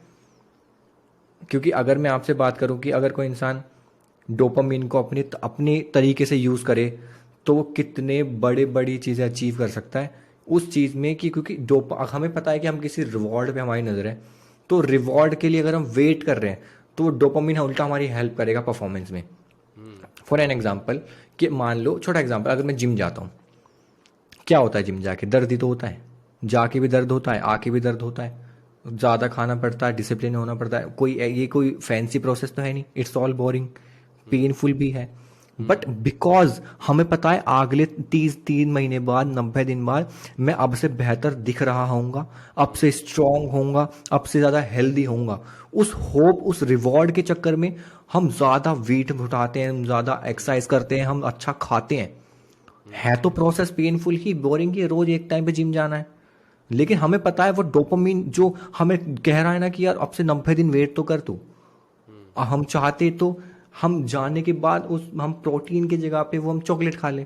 पैसा तो वही है ना, वही हमें 50 रुपये खर्च करने हैं, कहाँ पे करने हैं? तो वो हम चॉकलेट खा ले तो वहीं के वहीं मज़ा आ जाएगा। लेकिन नहीं यार, कुछ दिन वेट करके हम वो जो टेस्ट ना भी आ रहा हो, लेकिन खाते हैं खाते हैं खाते हैं, कि हमें पता है कि इस दिन के बाद कुछ ऐसा ऐसा होगा। उस होप में हमारे डोपामिन को अपने तरीके के लिए यूज़ करते हैं। But thing is, at the and है तो सब बोरिंग ही। किसको मन करता है जिम जा? अब मैं, अगर मैं अपनी एग्जांपल दूं, अगर मैं जिम जाके दर्द ही तो हो रहा है शरीर में, वहां पे जाके वजन उठाना है, इट्स ऑल पेनफुल। बट वो डोपामिन को हम अपने लिए यूज कर रहे हैं, अगर मैं वहीं पे कर लूं, तो मेरे को लगता है कि सबसे बड़ा ग्रोथ का फैक्टर यही है। ये हर जगह पे काम करेगा, चाहे वो आप कंपटीशन एग्जाम की ले लो बात, या फिर किसी करियर की। अगर हम अभी जो हम काम कर रहे हैं, ये पॉडकास्टिंग की, हो सकता है पहला एपिसोड रिकॉर्ड करना हो फैंसी, कि यार क्या बात है, मजा आ गया। बट क्या इस चीज को अगले 52 हफ्तों तक हर हफ्ते कर पाओगे? कहीं कितना भी पैशन, मेरे को ये लगता है पर्सनली, दुनिया में कितना भी पैशनेट काम कर लेना, उसके कुछ हिस्से हमेशा बोरिंग रहेंगे, और जिस हिस्से से प्यार था वो भी कभी ना कभी बोरिंग हो जाएगा। मेरे को भी यहाँ पे माइक लगाना, पोस्ट प्रोसेसिंग कई घंटे लगते हैं, still we are doing it because हमें पता है इसके आगे जाने के बाद कुछ अच्छा अच्छा हो रहा होगा, हमें मज़ा आ रहा है उस चीज़ में जो हम कर रहे हैं। उसके साथ साथ कुछ हिस्से बोरिंग हैं ऑलरेडी, नहीं इतना वो लगता कि अगर हम यहाँ पे इस समय 12:20 हो रहे हैं और हम यहाँ कन्वर्सेशन कर रहे हैं, बट स्टिल हमें मज़ा आ रहा है उसके साथ साथ। ऐसा नहीं है कि यार मतलब कि बहुत ऐसा है कि यार इनको तो क्या मज़ा आ रहा होगा करने में, इसलिए उसके साथ साथ बहुत सारे फैक्टर्स हैं, फ्यूचर का भी और प्रेजेंट का भी, वो होप भी और वो रिस्पॉन्सिबिलिटी भी जो हम लेके चले हैं। तो बहुत सारे फैक्टर जिसकी वजह से we are like keep going, हम चलते जा रहे हैं चलते जा रहे हैं। तो ये मैं डिलेड और इंस्टेंट ग्रेटिफिकेशन का ये मेरा पर्सपेक्टिव मेरे को देना था, क्योंकि मेरे को लगता है ये बहुत बहुत ज़्यादा इंपॉर्टेंट रोल प्ले करता है उन लोगों में जो थोड़ा थोड़ा कुछ अचीव करते हैं और जो नहीं करते। सबके पास ऑप्शन है चॉकलेट खाने का, सबके पास ऑप्शन है। अगर मैं रोज़ जिम जाता हूँ, बाई चांस मैं एक दिन जिम नहीं गया, तो मेरी बॉडी कहेगी यार आज तो मज़ा आ गया, दर्द ही नहीं हुआ। अगले दिन जिम जाना और मुश्किल होगा, हम्म। और मुश्किल यार, कल तो नहीं गए थे, मज़ा आया था, आज ही मत जाना। तो इसलिए जेम्स क्लियर, आप जानते हो जेम्स क्लियर की जो बुक है वो एटॉमिक हैबिट्स, तो उन्होंने उसमें कॉन्सेप्ट बताया है कि नेवर स्किप ट्वाइस। उन्होंने ये बोला जो हैबिट तुम बना रहे हो ना, कि बाई चांस तुमसे वो अच्छी हैबिट एक दिन छूट भी जाए तो नेवर स्किप ट्वाइस। तुम्हारी बॉडी को बहुत मज़ा आएगा जब तुम उस चीज़ को नहीं करोगे, किसी पेनफुल चीज़ को या किसी बोरिंग चीज़ को। लेकिन दोबारा अगर तुमने वो चीज़ दोबारा छोड़ दी उसके बाद, तो समझ लो तुम्हें वो बहुत मुश्किल हो जाएगा वापस ट्रैक पे आना। तो बस ये चीज़ है। बाकी आप मेरे को ये चीज़ें थोड़ा इसके बारे में और समझाओ कि अगर एक वो बेस लाइन जैसे ऊपर जा चुके हैं, या फिर ये डिलेड ग्रेटिफिकेशन, हम इंस्टेंट के पीछे भाग रहे हैं, वो बेस लाइन बढ़ चुकी है, वो नीड बन चुकी है, तो अब टैकल करने का तरीका क्या हो सकता है? Beautiful point. I think that's where हम अपने जो टॉपिक मेंटल हाइजीन पे वापस आते हैं। हाँ हाँ तो हाँ हमने प्लीज़। प्रॉब्लम्स को डिस्कस किया, प्रॉब्लम्स की जो साइंटिफिक बेसिस क्या है या जो न्यूरोकेमिकल बेसिस क्या है वो तो हमने समझा। अब हमें मतलब सॉल्यूशन पे अगर बात करें तो पहले तो ये लोगों को एक्नॉलेज करना पड़ेगा कि हाँ ये प्रॉब्लम हमारे लाइफ में है और हम इस पे काम करना चाहते हैं। ट्रू। अब फिर अवेयरनेस। ये सबसे बड़ा सवाल आता है, करे तो करे कैसे, मतलब उसमें हमें तो समझ में नहीं आ रहा क्योंकि हम इसमें फंस चुके लेकिन हैं और आदत भैया, बन गई है। आदत। भैया एक चीज़ और बताओ ना आप। आपने एक बात बोली, मैं ये बोलता हूँ, पता तो सबको सब कुछ है एट दी एंड। सबको पता है कि वो टाइम वेस्ट कर रहा है फ़ोन पे, सबको पता है कि वो अपनी हेल्थ ख़राब कर रहा है। इन्फॉर्मेशन तो ये तो सबके पास है ना, इस चीज़ हमें ये भी सबको पता है, वो सब वो अवेयरनेस वही वाली बात है। अवेयरनेस से आधी प्रॉब्लम सॉल्व होती है, लेकिन आधी तो रह जाती है ना। हमें ये तो पता चलता है क्या करना है, उसके बाद भी नहीं कर रहे हैं लोग। मेरा क्वेश्चन तो ये है ना आपसे कि उसको कैसे टैकल करें, क्योंकि इन्फॉर्मेशन सबके पास है, सबको पता, 99% लोगों को पता है कि वो गलत कर रहे हैं तो गलत कर रहे हैं। बेशक वो अपने आप को कारण दे रहे हैं कि वो सही क्यों हैं, क्यों लेकिन वो सही, लेकिन ये इसको कैसे टैकल करें फिर? देखो, आज जो हमने बात की, हमने मतलब उनके बेसिक कॉमन सेंस या बेसिक नॉलेज पे बात नहीं की, हमने बात की जो डीपर एक बड़े पैमाने पे ये टेक कंपनीज क्या कर रही हैं, एडवर्टाइजिंग इंडस्ट्री क्या कर रही है, और उनका हर एक इंसान की जो बॉडी होती है या उनका माइंड होता है, कैसे इन सब चीज़ों से रिएक्ट करता है या इंटरेक्ट करता है। तो एटलीस्ट हम उनकी हेल्प कर रहे हैं उनको उनके बारे में जानने की। सही है। क्योंकि मैंने शुरुआत में ही कहा कि ये जो बड़ी बड़ी टेक्नोलॉजी कंपनियां हैं वो हम लोगों को हमसे बेहतर जानती हैं, इसलिए सच वो है। सारा गेम खेल रही हैं। पर जिस दिन मतलब हर इंसान अपने आप को अच्छे से जानने लगेगा कि आपकी बॉडी कैसे फंक्शन करती है, आपका ब्रेन, वाह। आपका माइंड कैसे फंक्शन करता है, ये करेक्ट। एजुकेशन मुझे लगता है कि काफ़ी लोगों के पास नहीं होगी। अवेयरनेस वाली बात कर रहे हो आप? हाँ, तो ये एजुकेशन बहुत ज़रूरी है कि लोगों को समझ में आए कि उनके साथ हो क्या रहा है, क्योंकि वाह करेक्ट। उनको पता नहीं होता है। नॉलेज मतलब सही गलत इस बहुत रिडक्शनिस्ट एटीट्यूड है कि ये सही ये गलत, ये जजमेंटल एटीट्यूड है। कोई भी अपने आप को नुकसान नहीं पहुंचाना चाहता है जानबूझकर। उनकी कोई कमजोरी होती है और उस कमजोरी का कोई और फ़ायदा उठा रहा है और उसका उन्हें इल्म नहीं, उनकी जान उनको उसकी अवेयरनेस नहीं है। तो ये रोल आज हमने प्ले किया। अब बात आती है सॉल्यूशन की, यानी मेंटल यस। हाइजीन। तो स्टार्ट करते हैं, इंसान अपना दिन कैसे शुरुआत करता है। हम जस्ट टेक एन एग्जांपल कि हाँ। एक नॉर्मल स्टूडेंट लाइफ की अगर मैं बात करूँ, मतलब हर एक एज ग्रुप के लिए वो रेलेवेंट होगा। तो हमारे ब्रेन में दो न्यूरोकेमिकल्स एक इम्पॉर्टेंट रोल प्ले करते हैं हमारा वेक और स्लीप साइकिल को मेंटेन करने के लिए, मतलब हम कैसे जागते हैं कैसे सोते हैं, ये हर यस। चीज़ उससे कनेक्टेड है। तो हाँ। अगर हम अपने जो नींद को और अपने जो जो जागने का रिचुअल है, यानी सोने और जागने का जो जो पहला और आखिरी 1-2 घंटा होता है, अगर उसको हम मतलब सॉर्ट आउट कर लें, उसको अच्छे से अगर हम मतलब डिसिप्लिन डिक्लटर कर ले। अनुशासित कर लें, तो आपका पूरा दिन, आपका पूरा टाइम प्रोडक्टिव जाएगा। और मतलब आपको मतलब महसूस होगा कि आपने अब उस दिन में कुछ अच्छा किया, कुछ अचीव किया, कुछ कुछ मतलब हासिल किया। आप जब बात कर रहे हो उठने के बाद की और सोने से पहले की? हाँ, तो जब हम सुबह उठते हैं तो हमारे बॉडी में किडनी के पास एक ग्लैंड होता है, एड्रिनल ग्लैंड। ओके। वो एक केमिकल रिलीज करता है या हार्मोन जिसे कहते हैं कॉर्टिसोल।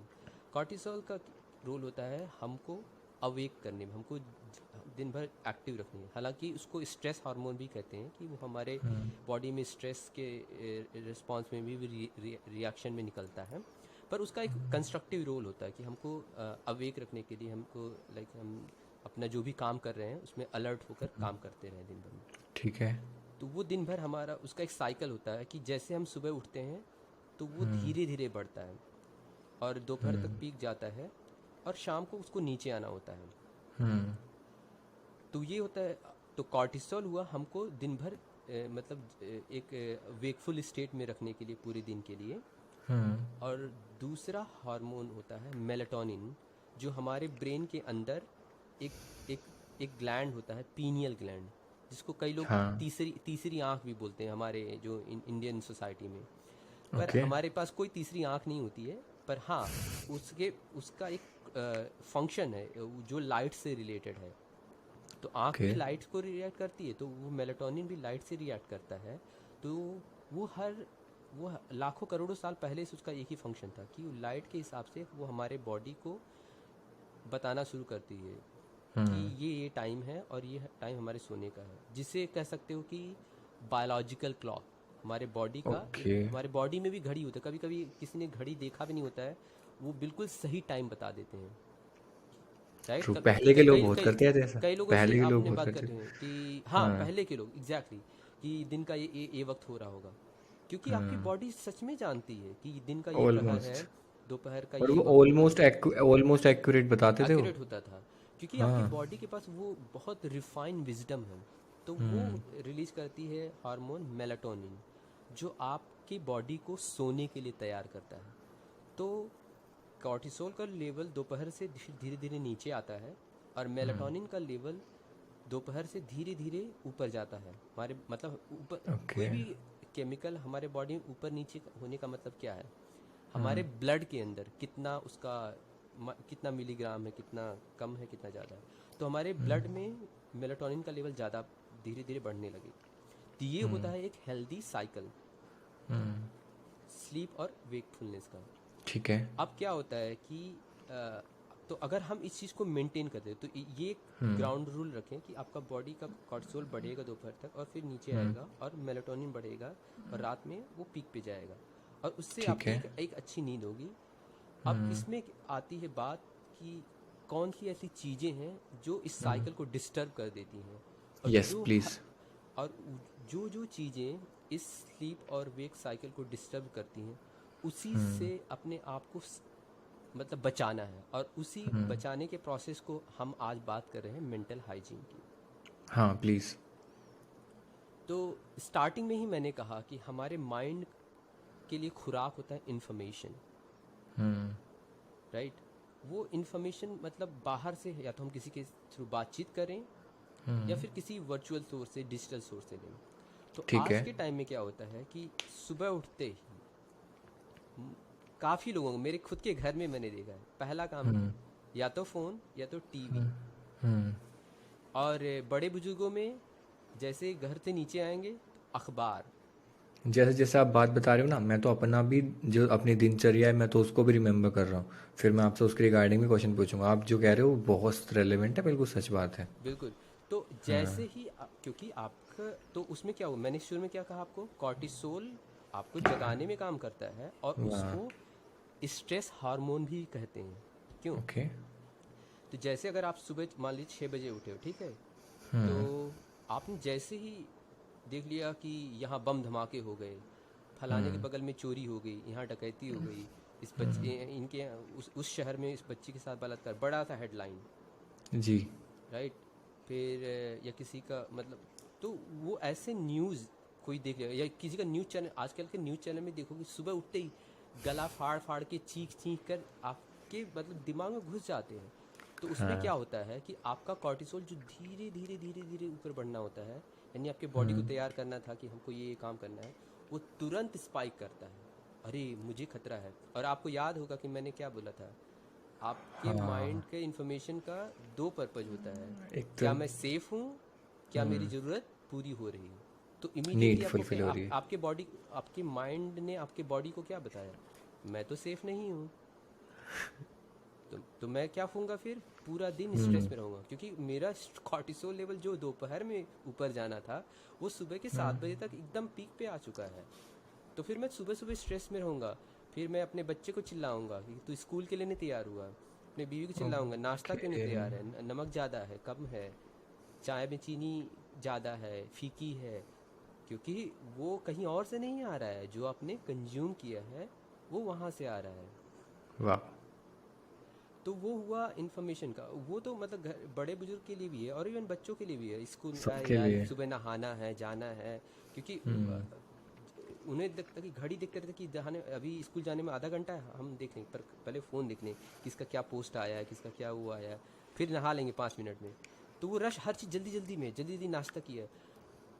तो और अब मैं एक पैरेलल शिफ्ट बता रहा हूँ कि हमारे पुराने ज़माने, जब मैं खुद अपने मामा के यहाँ रहता, चेन्नई में रहता था, तो जब भी मैं सुबह उठता था तो सुबह उठते ही मेरे मामा जी 6 बजे महामृत्युंजय का मंत्र लगा देते थे और दिन की शुरुआत बहुत शुद्ध, एक बहुत कहते हैं कि हाई क्वालिटी एनर्जी के साथ होती थी। इवन बहुत हमारे खुद अच्छा। के घरों में, मतलब पहले अनुराधा पौडवाल और गुलशन कुमार के शिव जी के भजन, माता रानी के भजन चलते थे। उस तरह से हम लोगों की दिन की शुरुआत होती है। अब तो हमारे छोटे कस्बे गांव में भी भजन बंद हो चुका है, अब तो डीजे चलता है। तो स्टार्टिंग का लेवल, और डीजे का जानते हो कैसा लोगों का बैस होता है, और हर लोगों में कंपटीशन की एक हाई स्टैंडर्ड, हमारा स्टेटस बढ़ रहा है कि हम लोग हाई क्वालिटी अलग अलग फैंसी चीज़ें। फैंसी चीज़ें चला रहे हैं। तो स्टार्टिंग वही हो गया है कि उनके गाने चल रहे हैं। तो तो जिस एनर्जी से आप अपने दिन की शुरुआत करोगे तो वो आपके साथ कैरी फॉरवर्ड करेगा। तो यहाँ तक तो चलो फिर भी सही था। ठीक है। अब क्या हुआ, अपने अपना स्ट्रेस लेवल बढ़ाया, तो स्ट्रेस में कॉर्टिसोल ही बढ़ा था, और उसके साथ साथ एक और हार्मोन होता है आपकी किडनी से, एड्रेनलिन, या जिसको हाँ। एपिनेफ्रिन भी बोलते हैं। उसका काम एड्रेनलिन। होता है फ्लाइट एंड फ्राइट हार्मोन। उसका जैसे। पर्पज होता है कि आपको हमेशा मतलब लड़ने के लिए या भागने के लिए, मतलब हर चीज़ से तैयार आप करना। वो आपको हमेशा रेडी रखता है। यानी कि प्रिपेयर रखता है। आपके अंदर हमेशा वो टेंडेंसी होगी कि आप अपने आप को बचाव के लिए आप बहुत ज़्यादा अग्रेसिव रिएक्ट करोगे। कोई छोटी सी भी बात होगी ओके। तो अपने बात को, जिस बात को आप बहुत आराम से भी कह सकते थे, तो आप उसको बहुत अग्रेसिव टोन में, कि मतलब मुझे खतरा है क्योंकि मैं अनसेफ हूँ, राइट, तो मैं चिल्ला के बोलूँगा ओके। ताकि सामने वाला ही डर जाए। तो हर तो ये कोई वैसे दोनों चला है। ये कॉर्टिसोल और ये एड्रेनलिन इसलिए रिलेटेड है। हाँ, क्योंकि एक्चुअली एड्रेनलिन तो थोड़ी देर के लिए लगता है कि जब हम बहुत ज़्यादा गुस्सा हाँ। होते हैं या बहुत रेज ज़्यादा, थोड़ी देर का। हाँ, या बहुत ज़्यादा डरे हुए हैं, तो उस देर तक ही होगा। फिर उसके बाद कॉर्टिसोल लगातार बढ़ता रहेगा, क्योंकि कॉर्टिसोल वो स्लोली रिलीज होता है, पर वो इवन अगर जल्दी भी रिलीज हो, पर वो उसका लेवल हमारे ब्लड में बहुत देर तक रहता है। एड्रेनलिन तो थोड़ी देर के लिए स्पाइक होगा, फिर नीचे भी आ जाएगा, पर कॉर्टिसोल पूरे दिन रहेगा। अब क्या होता है कि वहाँ तक तो सही था, अब लोगों को इसकी आदत लग गई कि यार हमको अपने आप को सेफ रखना है, तो हमको पता रखना चाहिए कि क्या हो रहा है बाहर, और बाहर क्या हो रहा है, और बाहर क्या हो रहा है। तो बाहर या फिर और बाहर कौन ज़्यादा एक्साइटेड है, खुश है, यानी लोग अपने सोशल मीडिया पे पोस्ट कर रहे हैं कि हमारे लाइफ में ये अच्छा चल रहा है, वो अच्छा चल रहा है, तो वो भी देखना ना, अपने आप को एक्साइटेड रखना।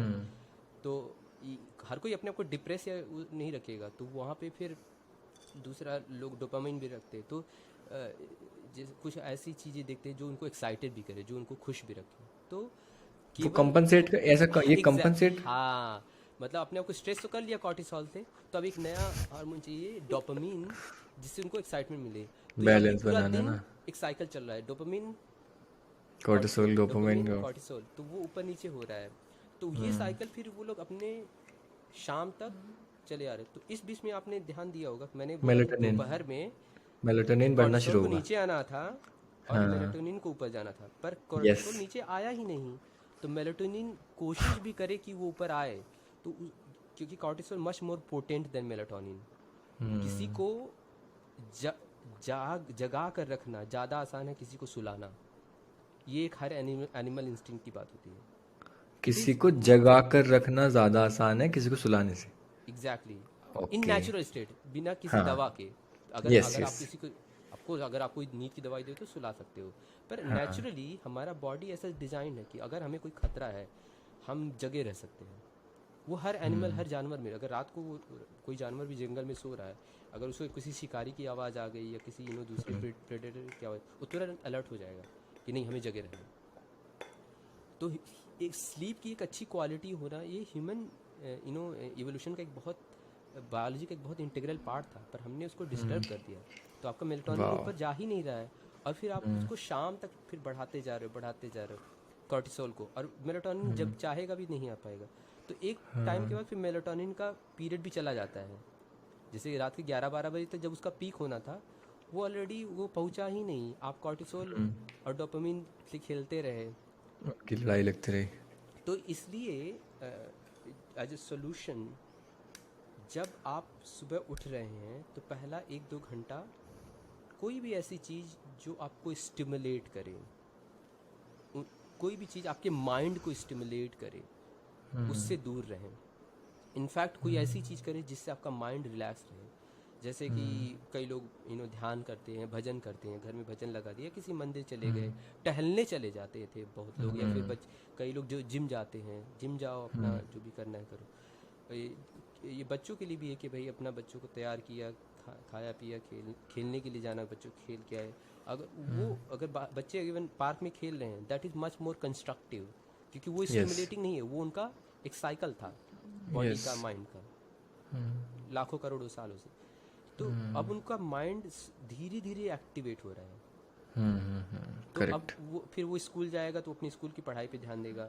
आप अपने बिजनेस में बैठोगे, आप धीरे धीरे पूजा पाठ करके फिर अपने क्लाइंट से बात करोगे, हाँ दिन की शुरुआत करो, अच्छा रहेगा।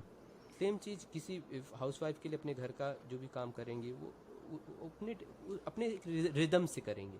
तो धीरे हाँ। धीरे दोपहर तक आपका बॉडी भी थकेगा, आपका माइंड भी थकेगा। तो अब वो नेचुरली मेलेटोनिन ऊपर बढ़ेगा और कॉर्टिसोल नीचे आएगा। और रात के रिचुअल की बात भी वही है कि जैसे आपके सोने का वक्त हो, आपके सोने के कोशिश करिए कि 2 घंटे पहले, पर नहीं हो सके तो कम से कम 1 घंटे पहले कोई भी टीवी, सेलफोन, कुछ भी ना रहे। इंटरनेट तो बिल्कुल बंद ही कर दो आप। 1 घंटे पहले मिनिमम। हाँ, ताकि आपको कोई बाहर का स्टिमुलेशन ना मिले। अपने परिवार में बैठ के बातें करिए, जो भी करना है अपना खाइए पिए, हंसी मजाक करिए, पर आपके बेड के पास इंटरनेट, सेलफोन, टीवी नहीं होना चाहिए। ओके। कई लोग तो बेडरूम में भी टीवी रखते हैं। पहले तो मैं कहूँगा कि जिनके घरों में बेडरूम है, बेडरूम में तो बिल्कुल टीवी ना रखें। Living room is still acceptable. Satish भैया, आपने मतलब ये चीज़ इतने ब्यूटीफुली एक्सप्लेन करी है कि अगर किसी ने ध्यान से सुन के समझी हो ना, तो आधी से ज़्यादा प्रॉब्लम ख़त्म। क्योंकि हर कोई ये बता के चला जाता है कि 8 बजे उठो, इतने बजे नाश्ता करो, ये करो। जितने ब्यूटीफुली आपने ये चीज़ें बताई हैं ना कि हो क्या रहा है, कॉर्टिसोल बढ़ता है, वो उसे इंस्टेंटली हम बढ़ा देते हैं उस जल्दी से जल्दी स्टिमुलेशन की वजह से। फिर वो डोपामिन की वजह से हम उसे कंपनसेट करने में लग जाते हैं, फिर मेलेटोनिन आ ही नहीं पाता रोल में। तो ये चीज़ अगर कोई समझ लेना तो उसकी पूरी दिनचर्या सुधर जाएगी। और मैं तो खुद इसको इम्प्लीमेंट करूँगा। अब मैं चाहता हूँ कि इसको आप एंड करो, मेलेटोनिन मतलब रात वाली चीज़ को भी एंड करो कि कैसे ख़त्म करना है दिन। सो वही हुआ कि अगर आप जैसे पहले तो अपने आप मेंटल हाइजीन का पहला पार्ट हुआ कि ऐसी चीज़ें जो आपको आपके माइंड को ट्रिगर करती हैं, स्टिमुलेट करती हैं, आपको मतलब ये एहसास कराती हैं कि आपको डर में रहना चाहिए, आपको खतरा है और आपकी ज़रूरत नहीं पूरी होने वाली है। तो उन चीज़ से अपने आप को बचा लो। फिर दूसरी चीज़ होती है, आप अपने आप को जैसे सुबह के टाइम में आपको मतलब प्रेयर करना है या फिर लॉन्ग वॉक पे जाना है, जो भी करना है, बच्चों को खेलने के लिए भेजना है, वो करो। शाम के लिए हुआ कि आप अपना वक्त इवन बायोलॉजिकली भी खाना आप अपने सोने से कम 2 घंटे पहले खाकर फिनिश कर दो। उसके बाद रीडिंग आप वगैरह भी अपने रिकमेंड करोगे हाँ आप? हाँ, जैसे रीडिंग कर सकते हो, पर देखो हर उम्र के लोग हर एक का अपना अलग इंटरेस्ट होता है। किसी को रीडिंग पसंद है, रीडिंग करो। अगर किसी को इवन प्रेयर पसंद है, सिंपली भगवान को याद करना है तो भगवान को याद करो। ग्रेटिट्यूड। मतलब जितना सरल आप कर सकते हो। पर्पज़ ये है कि आपका माइंड स्लो डाउन हो जाए, झटके से नहीं कि 10 बज गया चलो सब सो जाओ, लाइट बंद सब सो जाओ। ये जो झटके वाला काम होता है, ये हमारे बॉडी उसके लिए तैयार नहीं होती, क्योंकि दिन भर का जो चीज़ ठीक है। होता है, बोझ होता है, उसको उतारना होता है। तो ओके। इवन मुझे याद है हम लोगों के अपने घरों में जो बड़े बुजुर्ग होते थे, रात में सोने से पहले कोई माला जपते थे, कोई भगवान का नाम लेते थे, कोई हनुमान चालीसा पढ़ते थे। कोई भी एक आपका उपाय होगा, मतलब जिस उसका बेसिक साइंस ही यही था कि मतलब आप सोने के लिए तैयार हो रहे हैं बेसिकली वो हाँ, लोग। आपके माइंड को स्लो करना। इवन कोई ऐसी चीज़ पीजिए या खाइए, जैसे गर्म दूध होता है, जो आपके बॉडी में फर्मेंटेशन का प्रोसेस बढ़ाता है, जिसकी वजह से आपको स्लीप जल्दी आता है, नींद अच्छी आती है। ओके। तो इसलिए भी लोग कहते हैं कि हाँ गर्म दूध पी लो तो अच्छी नींद आती है। दस फैक्ट। और मेरा पर्सनल जो है, मैं मेडिटेशन करता हूँ, ध्यान करता हूँ, पर रात को अगर करते हो आप मेडिटेशन? हाँ, तो रात को मैं, और सुबह तो ज़रूर ही करता हूँ। पर ओके। तो वो हर एक के लिए मतलब आसान नहीं होगी, या हर एक को उसका शायद एजुकेशन ना हो। पर अपने माइंड को स्लो डाउन करने के लिए आप हमारे जो कल्चर में, इंडियन कल्चर में ऑलरेडी बहुत सारे नुस्खे, बहुत सारे तरीके थे और अभी भी हैं। तो बस आप जो जो तरीका आपको आसान लगे वो आप अपना लीजिए। आपने आप बेसिक आइडिया बता दिया कि हमें रात को सोने से पहले अपने आप को तैयार करना है सोने के लिए। हाँ, उठने के बाद अपने आप को उस फेज में लेके जाना है, ना कि उस स्टिमुलेशन में कि हम कुछ ऐसा एक्साइट। मेरे को एक चीज़ थोड़ा सा एक मैं एक चाहता और हूँ उसको चीज़ मैं टच हाईलाइट। करना चाहता हूँ लास्ट हाँ पे, प्लीज़ बहुत प्लीज़ प्लीज़। इंपॉर्टेंट बच्चों के लिए, खास करके बच्चों की प्रॉब्लम आती है, बच्चा सो नहीं रहा, बदमाशी कर रहा है। हमें याद है इवन यहाँ, इवन अमेरिकन कंट्रीज या वेस्टर्न कंट्रीज में भी बेड टाइम स्टोरीज, बच्चों ओके। को कहानियाँ। कितने लोगों के घर में आज माँ बाप वक्त देते हैं अपने बच्चों को कहानियाँ सुनाने में? ये नहीं तो आपने देते। पुराना टाइम याद दिला दिया बिल्कुल मेरे को। ये हमारे टाइम बहुत में भी हुआ है ये। बहुत बहुत साइंटिफिक चीज़ है, बिकॉज आप अपने बच्चे में एक फाउंडेशन डाल सकते हो अगर आप उसको कोई बड़ा सपना दिखाना चाहते हो। क्योंकि स्लीप ऐसा टाइम होता है जब आप कहते हैं कि एक थॉट्स। बड़े बड़े बड़े सपने का एक आप बीज बो सकते हो। वाह। तो बच्चों को कहानी सुनाना शुरू करो। नहीं आपको कहानी याद आती है, इतनी सारे हमारे इंडिया में जो गीता प्रेस की कहानियाँ हैं, पंचतंत्र की कहानियाँ हैं, मैंने तो खुद से बहुत पढ़ी है। पर वो हाँ। अगर आप बच्चे, क्योंकि लोग कहेंगे हाँ हम बड़े लोग, हम तो भजन में कीर्तन करें, मेरा बच्चा नहीं करेगा।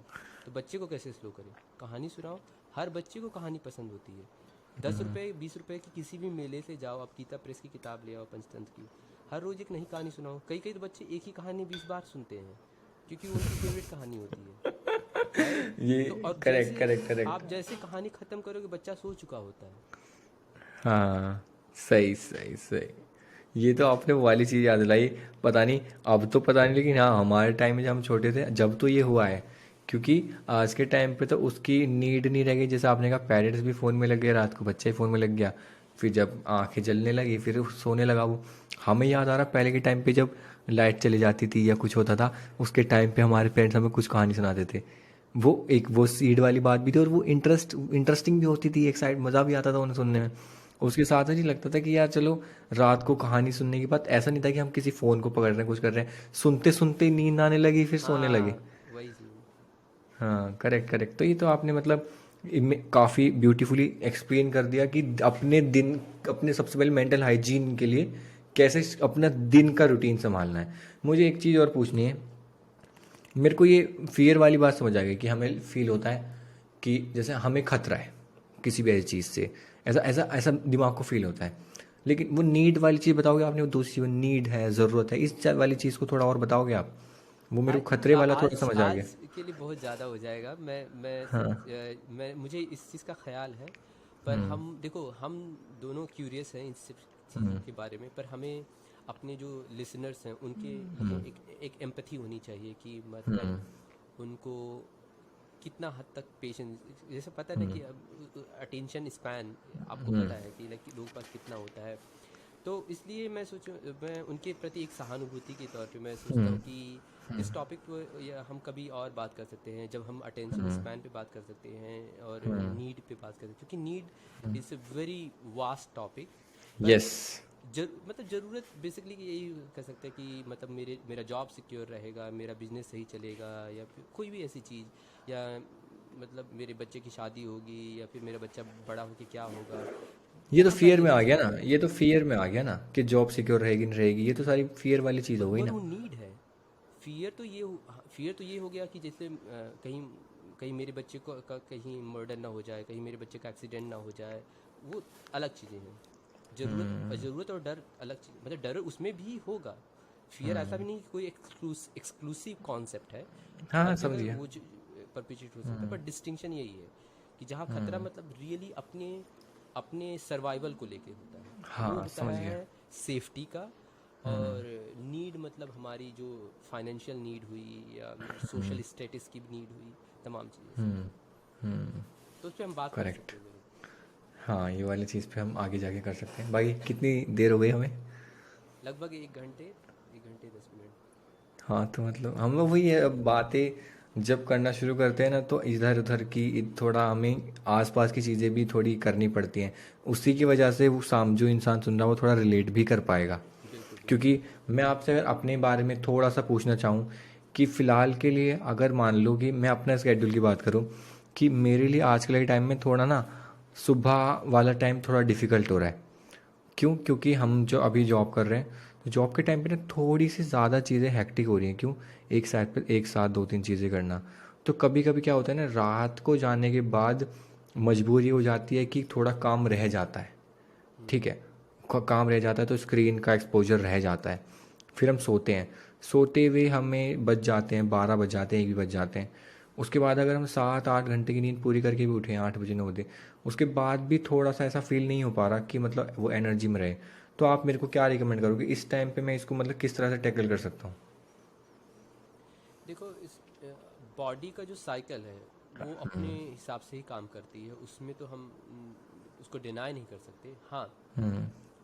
ये बात हुई कि जैसे आप अपना शिफ्ट लाना चाहते हैं, तो हम्म। ये होता कि या तो पहले जागें या पहले सोएं। तो हम्म। मैं ये कहूँगा कि दोनों में से एक स्टार्ट करो, कि आपका जो उठने का रूटीन, सुबह हम्म। उठने का रूटीन, वो फिक्स कर लो कि अगर हमें 7 बजे उठना है तो 7 बजे उठना है, या 6 बजे उठना है तो 6 बजे उठना है, चाहे कुछ भी हो जाए।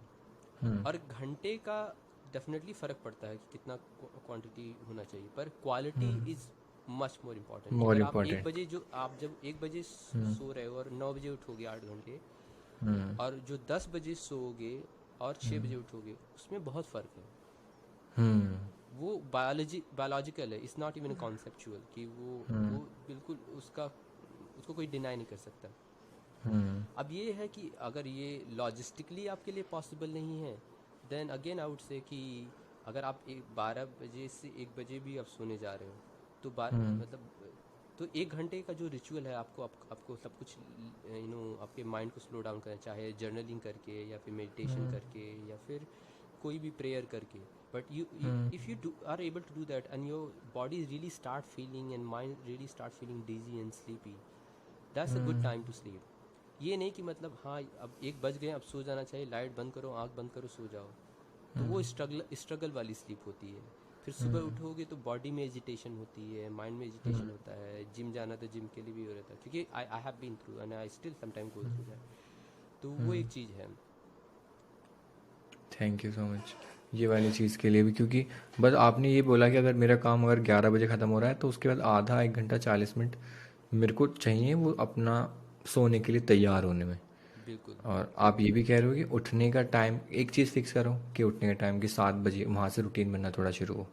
बिल्कुल बिल्कुल। और बाकी ये चीज़ तो मेरे को पर्सनली, ये तो पॉडकास्ट मुझे लगता है कि बहुत ज़्यादा मेरे को हेल्प करेगी, क्योंकि आज के टाइम पे वो मेंटल हाइजीन सबके लिए ज़रूरी है, मेरे लिए भी ज़रूरी है। क्योंकि जब भी तुम एक से ज़्यादा चीज़ें कर रहे हो एक साथ तो और ज़्यादा ज़रूरी हो जाता है, क्योंकि तुम्हें अपनी परफॉर्मेंस देखनी है, दिन में तुम्हें काम करने, तुम्हें वो चीज़ करनी ही करनी है। क्योंकि अब वो वाला चीज़ नहीं है कि, अगर मैं आपसे बहुत प्रैक्टिकली बात करूँ, आप इस चीज़ को समझोगे मेरी, मुझे लगता है कि अब वो टाइम नहीं है कि यार मतलब अगर कॉलेज में कि आज नहीं भी करा तो क्या हो गया, असाइनमेंट कॉपी करके दे देंगे। हम्म। अब वो नहीं रहा, आप मतलब खुद जो करना है वो करना ही है। जॉब करनी है तो उसका काम भी करना ही है, अपनी जो अब जिम्मेदारियाँ वो भी अकाउंटेबिलिटी करना ही होती है है। ना। हाँ, जिम्मेदारी है अब। वही चीज़। तो इसलिए अब वो चीज़ करनी ही करनी है, तो इसलिए हमें एस्केप से ज़्यादा, एस्केप ढूंढने से अच्छा सॉल्यूशन ढूंढने पड़ेंगे। बिल्कुल। तो ये मेरे को लगता है, मेरे तो ये जो आपने कॉन्सेप्ट बताया ना, मैं तो डेफिनेटली इसको इम्प्लीमेंट करूँगा और अगली बार आपसे शेयर भी करूँगा अपने खुद के एक्सपीरियंस। और मुझे लगता है जैसे मेरे साथ, मेरे को एक शिफ्ट ऑलरेडी फील हो रहा है कि मैं आज से ही वो सोने से पहले कोशिश करूँगा उस चीज़ को इम्प्लीमेंट करने की, चाहे 10 मिनट 15 मिनट ही करूँ। बिल्कुल ज़्यादा बिल्कुल। बड़ी बात नहीं करता कि मैं आज ही 1 घंटे में एडिट करूँगा, वो नॉट, मतलब वो थोड़ा हाइपोथेटिकल हो जाएगा। तो मैं कोशिश करूँगा खुद को, और मैं चाहता हूँ इसलिए जो देख रहा है वो भी एक थोड़ा सा शिफ्ट लाने की कोशिश करे। यही हमारा गोल है, ये हमारा मोटिव है इसके थ्रू। तो बाकी थैंक यू सो मच। वो आज भी ओके, पहले की तरह थैंक यू। बहुत ज़्यादा मज़ा आया, और बहुत इंटरेस्टिंग टॉपिक था। मतलब करने से पहले मैंने नहीं सोचा था कि इतना इंटरेस्टिंग होता चला जाएगा। तो Yeah, बट मेरे को that was बहुत very मज़ा आया। organic, and I also enjoyed thoroughly. Like it हाँ, just felt very natural. Thank you very much Manish, आज का ये एपिसोड साथ में को होस्ट करने के लिए। और उम्मीद है सभी लिसनर्स को आज का एपिसोड यूज़फुल लगा हो और पसंद आया हो। और यदि आप सभी को ये आज का एपिसोड पसंद आया हो तो प्लीज़, और मुझे यकीन है कि कोई ना कोई आपके आसपास ये होगा या आपकी फैमिली में होगा जिसके लिए ये रेलेवेंट होगा, तो उनसे ज़रूर शेयर करें और इस चैनल को सब्सक्राइब करें। और मनीष को फॉलो करने के लिए मैंने लिंक नीचे डिस्क्रिप्शन में डाल दिया है। तो मिलते हैं अगले एपिसोड में किसी और रिलेवेंट टॉपिक पर बात करने के लिए। Thank you very much.